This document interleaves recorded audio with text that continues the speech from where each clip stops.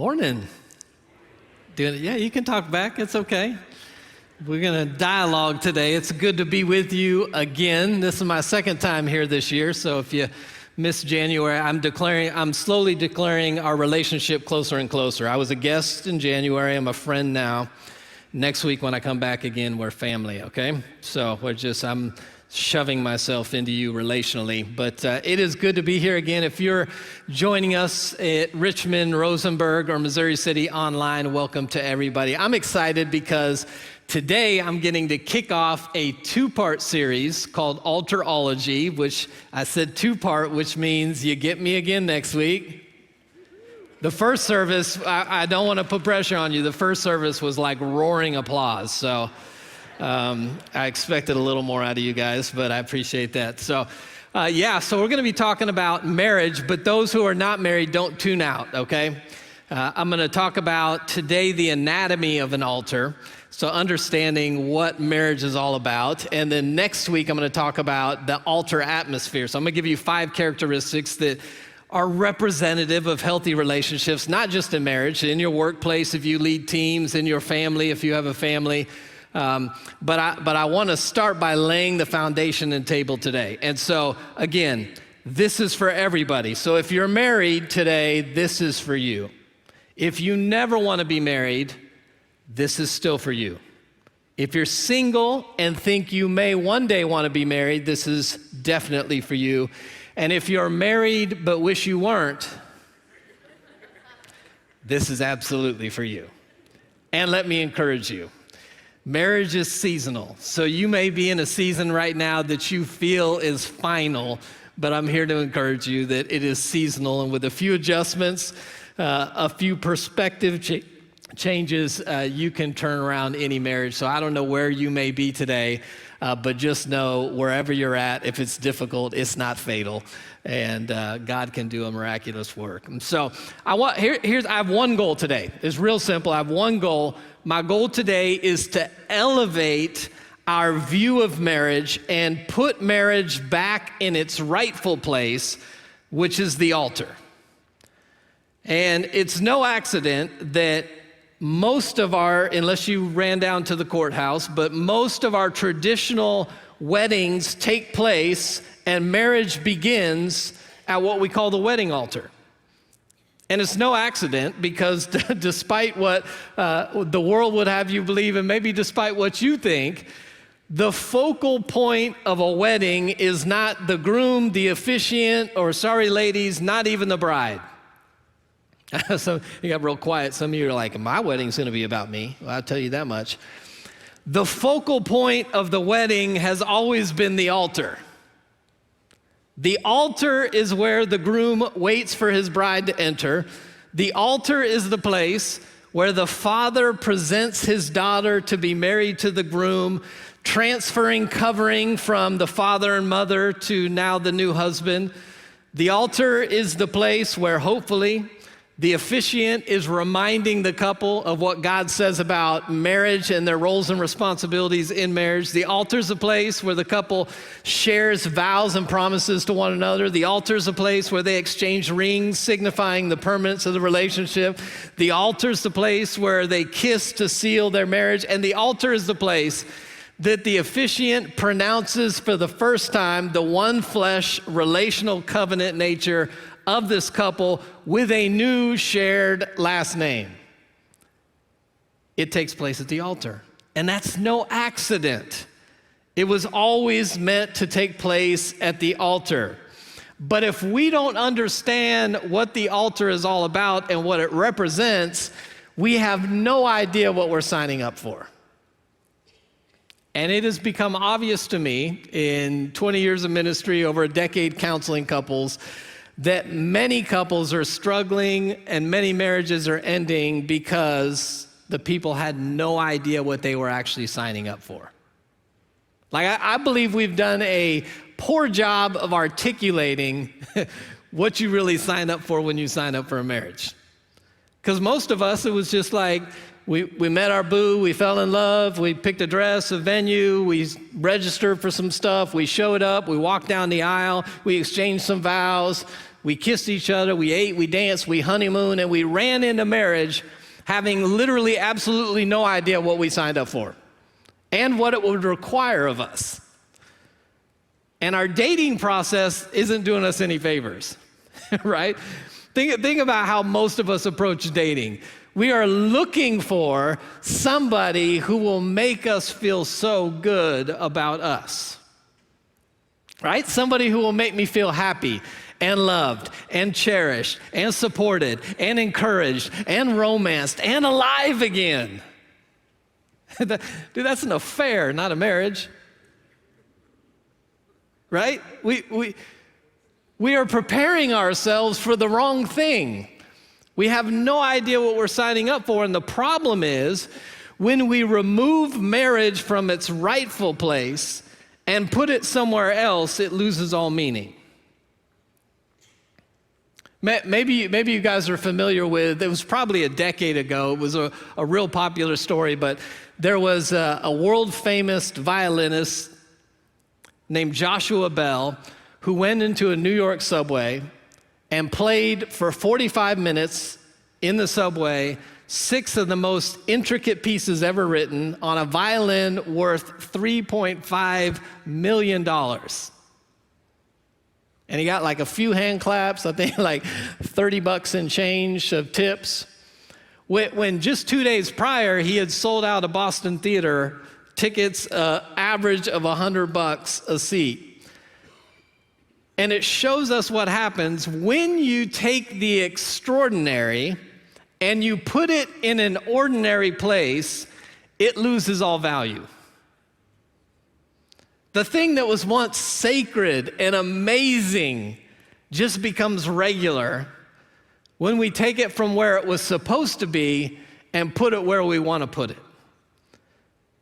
And my concern is that I think we've done the same thing with marriage.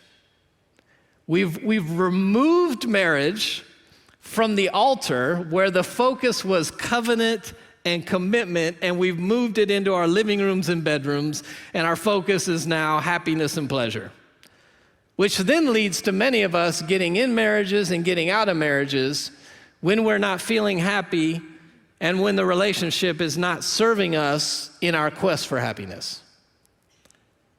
When you take something out of its place, it loses value every single time. And I think that is what's happened when we have removed marriage from the altar and put it wherever we want it to be. Because here's the deal with marriage. If we separate the marriage covenant from the altar where it started, we no longer have any idea of what it's supposed to look like. And so today I want to remind us of some characteristics of altars that should be present in our marriages so that we know what we signed up for and what we should be doing. Is that okay? Yeah. All right, we got 5 of you who come along with me. Thank you. Yeah. So before I give you the 3 characteristics, let's go back to the wedding for a minute. Who's been to a wedding this summer? I know it was, summertime's a wedding. Me, I've done a few this summer. What we don't realize when we show up to a wedding a lot of times is that much of what we do in our wedding ceremony, the traditional Christian wedding ceremony, much of what we do is actually taken from and symbolic of many of the steps of the Old Testament Hebrew blood covenant. Now, there's a passage in Genesis where God puts Abraham to sleep and separates some animals, and his spirit goes through it, which is another demonstration of it. But in the Old Testament blood covenant, there were a number of things that 2 individuals would do when they wanted to pledge a special bond and covenant with one another.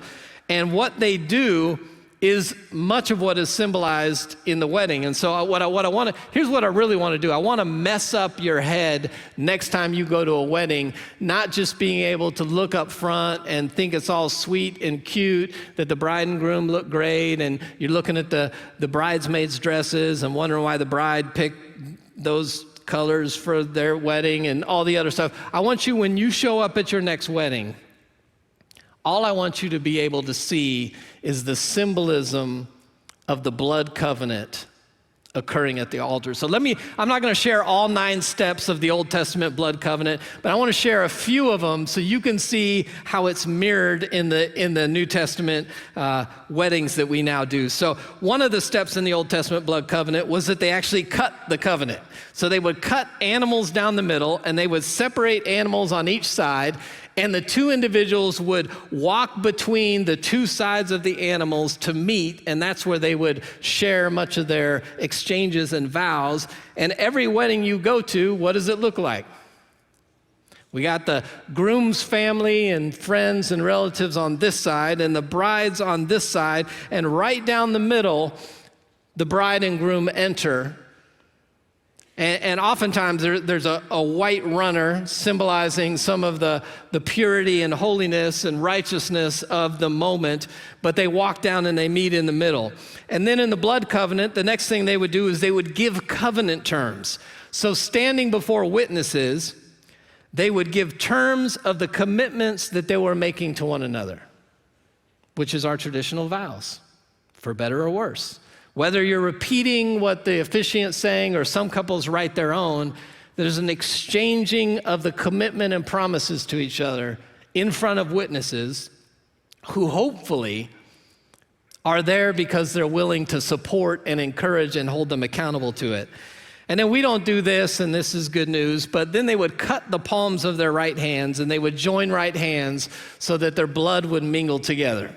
And that would be a mess with white dresses and suits, but every wedding that I do in symbolism of this, I still, when couples exchange their vows, I have them hold right hands, symbolizing the Old Testament covenant.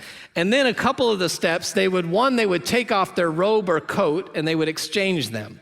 And the exchanging of the robe or coat would signify that they were giving all of what they had to the other person, and then they would exchange belts. And the belts are what held the weapons, so it signified, I'm fighting for you, I will defend you, I will protect you at all costs. And they would exchange these items just as the couples exchanged rings as a symbolism of their permanence. And then, just like a wedding, the 2 people in the blood covenant would exchange names. They would each take each other's last name now as part of their name, so that you would always know when you saw that name, you knew that person was connected to that person. And that's how we end the wedding. The officiant pronounces Mr. and Mrs., same last name. In every wedding that you go to that has any of those elements, what you are seeing is that this wedding is symbolic of an Old Testament blood covenant. There's something sacred about it. The wedding was never meant to be just this celebration of love, where we dance and we eat and we drink and we're all excited and we go home and we never again think about what that couple is or isn't doing. It was always to be symbolic of something sacred. But when we move it from the altar, we lose the significance of what was meant to be sacred. So here's what I want to give you. I want to give you 3 characteristics of altars that we see in the Old Testament. And also, these things should be present in your marriage. And really, these characteristics should be present in every Christian individually. So let's jump in. Number 1, the altar and your marriage were always meant to be a place of sacrifice. Yeah, no amens on that? How about this? A place for your spouse to sacrifice. Yeah. So here's Genesis. One of the first altars we ever see in the Bible was Noah. Genesis 8, verses 20 and 21. It says, Then Noah built an altar to the Lord, and taking some of all the clean animals and clean birds, he sacrificed burnt offerings on it. Then it says, the Lord smelled the pleasing aroma and said in his heart, Never again will I curse the ground because of humans. I love this part. Even though every inclination of the human heart is evil from childhood, God just had to get that in, just in case you thought you were better than you are. And he says, And never again will I destroy all living creatures as I have done. The first thing that Noah did when he got off the ark was he quickly built an altar and he sacrificed some animals to God. That was his first act, was that he would decide, when I show up to the altar, I'm sacrificing, because the primary medium of exchange in altar interactions was always sacrifice. If you showed up to an altar, you never showed up empty-handed. And you never showed up looking to get something. The reason we showed up to an altar traditionally was always to give something. And not just something. You didn't bring your leftovers. You didn't bring like whatever you found in the corner that I didn't need. You brought your best. When you showed up to an altar, you brought your best with the intention that you would sacrifice your best on the altar. But many couples show up on their wedding day focused on what they're about to get. Now, like I said, I've done a lot of weddings, and I've stood next to grooms, and many of them get super emotional at the moment when the doors open and their bride starts walking down, tears, weeping. I promise you, I could be wrong in maybe one instance, but I promise you, none of those guys are crying because they are actually thinking about and recognizing the gravity and weight of what they will have to sacrifice in the marriage. They're crying because they're like, I can't believe she's mine. She's so beautiful. They're overwhelmed with emotion thinking about what they're about to get. But that was never the intention of an altar. You showed up at the altar focused on what you could give. So many of us run into marriage with the wrong perspective. You were never supposed to show up thinking about what I was about to get. You were measuring the cost of what I would have to give in order to serve this other person. That was the point of showing up at a wedding. And listen, any married people in here, you know you're going to nod your head. It's a sacrifice. Has anybody gotten married in here and not had to sacrifice something? Your rights, your independence, your peace, your space, your money, your time, your resources, your energy. It's a sacrifice. We should all have the perspective that when we show up in a marriage relationship, we show up with a focus on sacrifice. And it may seem like just a small little perspective switch. Well, I'm here to give rather than get. But you do understand that your perspective will always determine your priorities. If I am looking at my marriage with a mindset of what I'm going to get, then I will do anything and everything I think is necessary to get what I believe I deserve. I'll control, I'll manipulate, I'll punish, I'll withdraw. I will do whatever I need to do because I'm here to get, and if there's something I desire and I feel like I deserve, I'm going to do it. Right? Married couples, think about every fight you have ever had. I promise you, the beginning of that fight was one of you showing up in front of the other person, trying to get what you felt like you deserved and you weren't getting. Because if I already got everything I think I need, I'm not messing with you.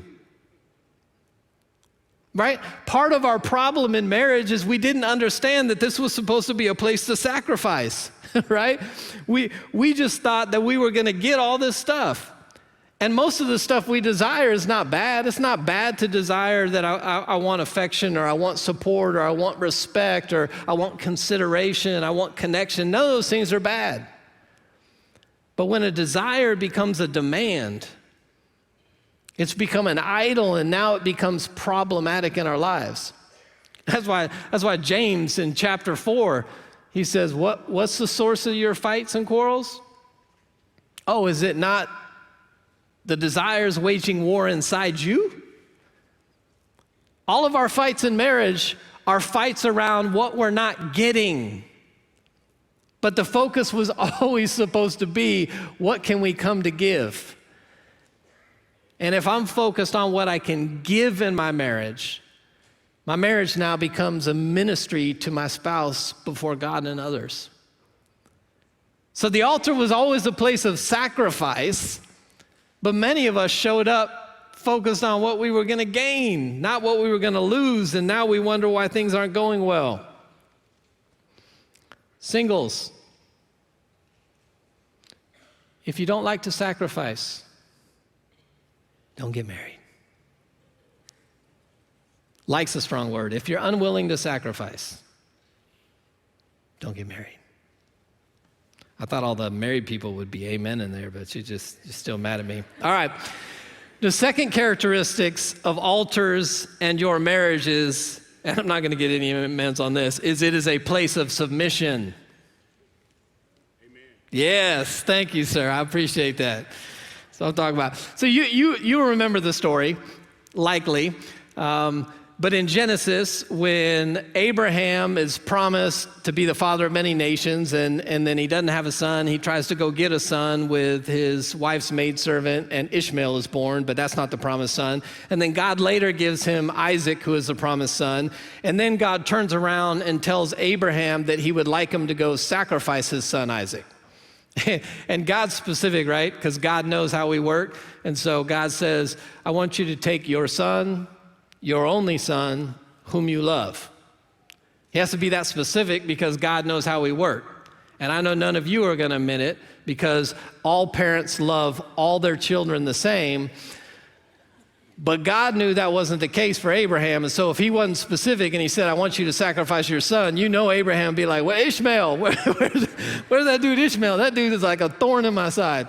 So God had to let him know it was your son, your only son, whom you love, that's Isaac. And if you remember, he tells him to go sacrifice him. And Abraham, in obedience, loads up some donkeys, servants, Isaac, all the wood, and starts going. And if you remember partway there, Isaac kind of looks at his dad and is like, man, we got like all the wood and fire stuff, no lamb. And Abraham assures him that God's going to provide. And so in Genesis 22, starting in verse 9, it says this. When they reached the place God had told him about, Abraham built an altar there and arranged the wood on it. He bound his son Isaac, laid him on the altar on top of the wood.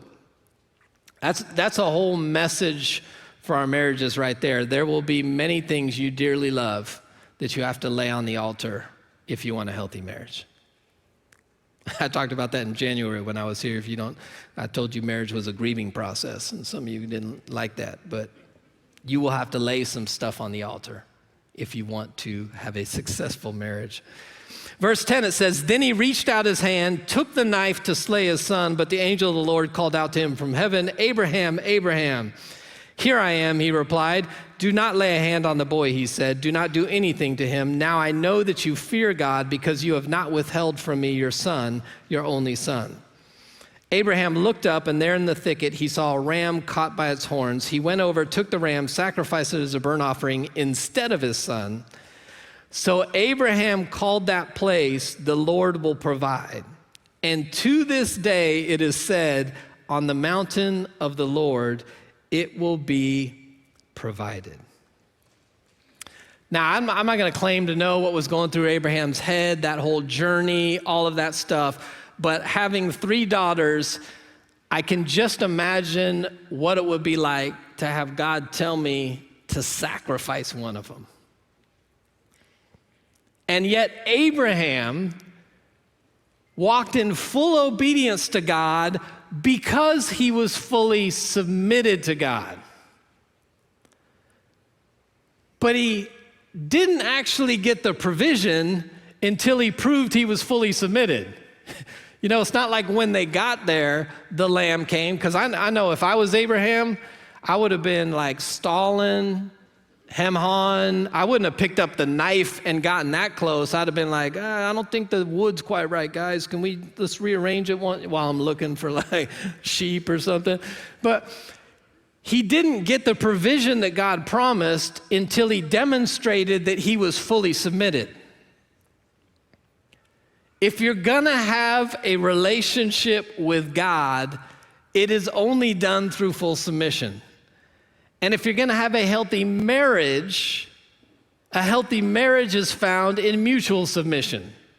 The Apostle Paul in Ephesians 5:21 says, submit one to another out of reverence for Christ.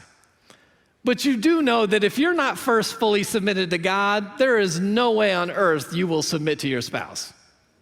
It's just logical. If I can't submit to a perfect God and I'm going to turn around and submit to an imperfect spouse, it's not going to happen. So if you're not first submitted to God, you will not submit to your spouse.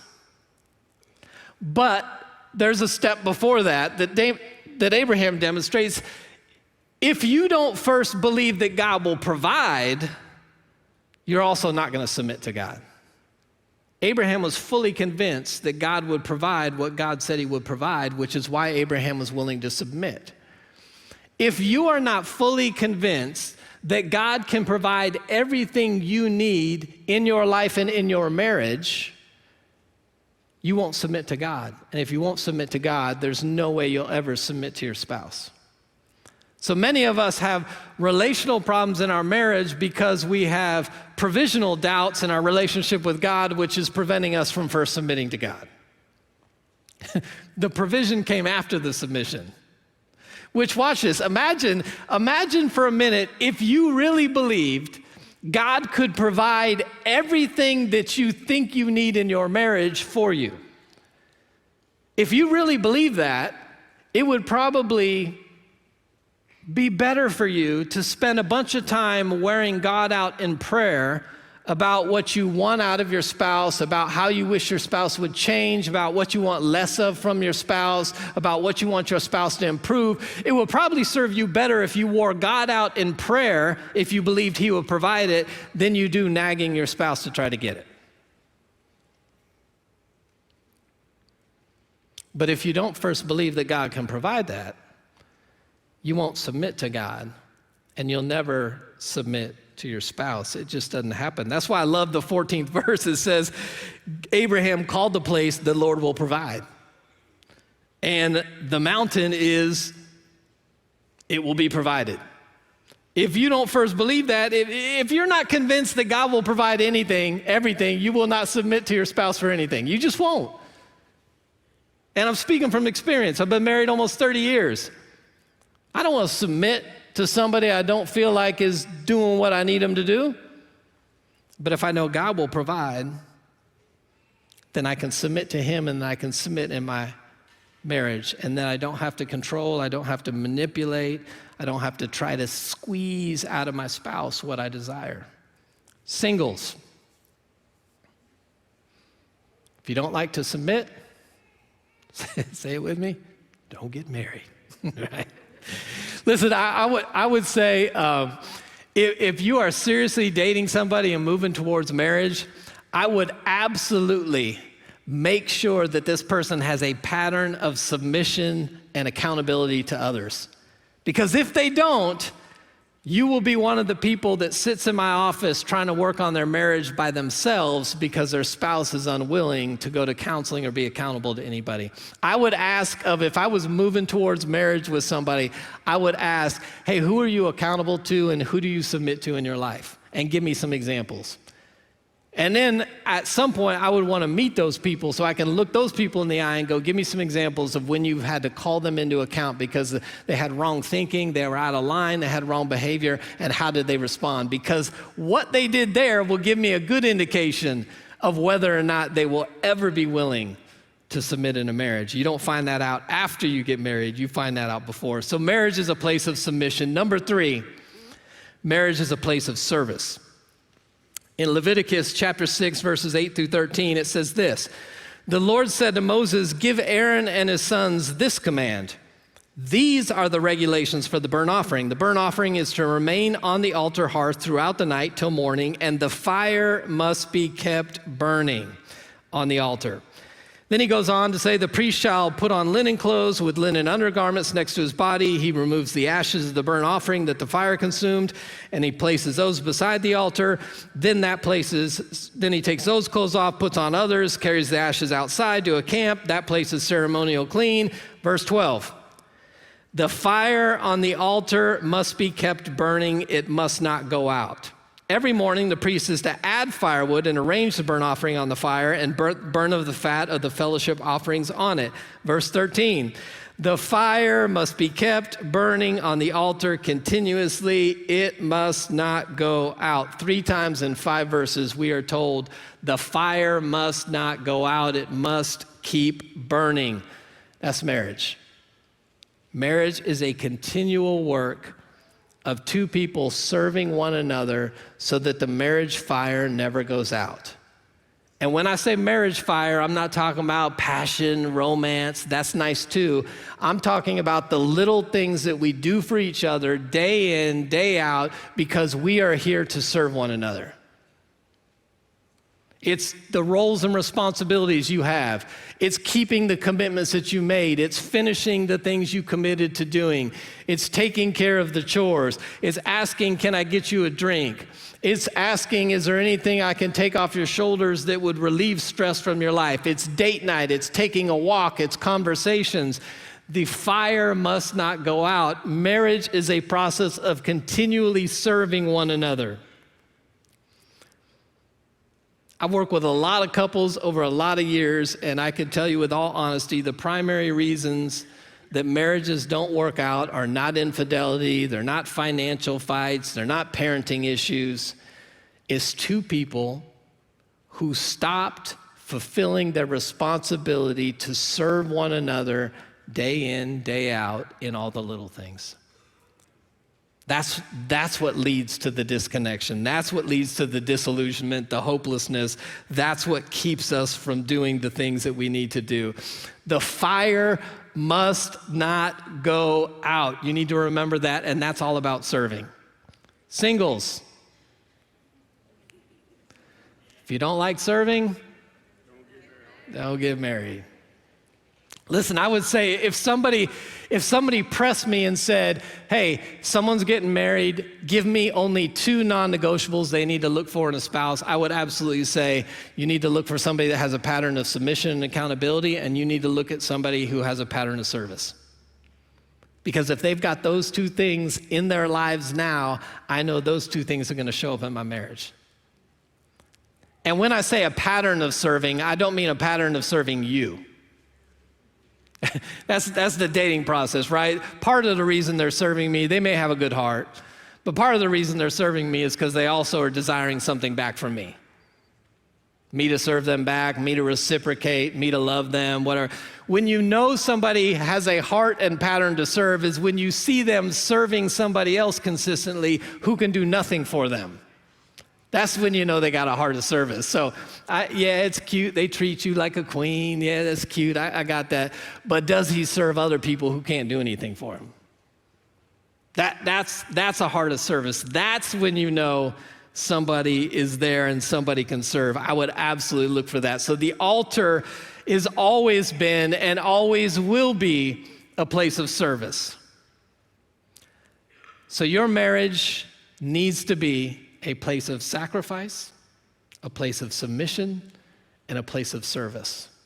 And if it's not, you have got the wrong perspective on what you committed to. And if you're thinking about getting married one day, and those 3 things are not top of mind to you, you've got the wrong perspective on what you're signing up for. So here's your homework for the week. I can give you homework because I'm coming back next week to check. So here's your homework. Married couples, I want you to evaluate your marriage and how you are showing up in your marriage in these 3 areas.